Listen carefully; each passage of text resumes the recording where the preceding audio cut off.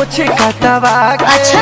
लागत बानी कैसन बोला फरिया के एकदम सुपर। ए जान का हो? सैलून से आईनी दाढ़ी मोछे कटवा के अच्छा। लागत बानी कैसन बोला फरिया के लोहाई किन के दिल पे छुरी दागे लगबो हो। अच्छा लोहाई किन के दिल पे छुरी दागे लगबो हो। मुझे एक हल्का बढ़ाला हीरो लेखा लागे लगबो हो। बोला मुझे एक हल्का बढ़ाला हीरो लेखा लागे लगबो हो। सही गाये करे जा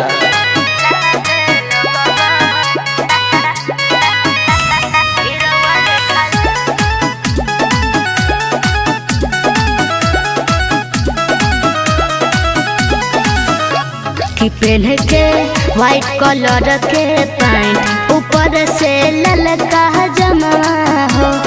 कबहू घर से बाहर जइह लगा के करिया चश्मा हो।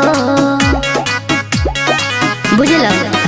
जदि लुक बनले मापन सुपर हो ढेर लोग मुए लगी हमरा ऊपर हो अच्छा देहब खूब प्यार कोरा में टांगे लगब हो।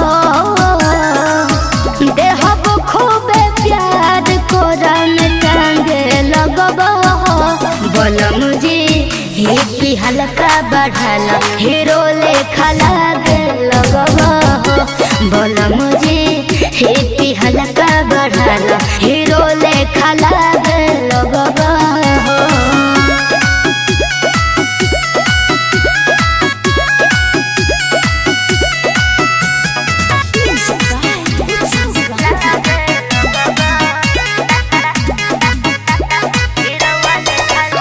कि जे भी देखी तोहरा के तोहर उ तो फैन हो जाई। तोह से मिलेला बिटू विनायक लोग बेचैन हो जाई। सही हो? अच्छा अब तुहरा से बात हम कथी कही हो ए रानी शुरुए से हम स्मार्ट हई हो हमारा पीछे निर्मल योगेश भाग लगब हो।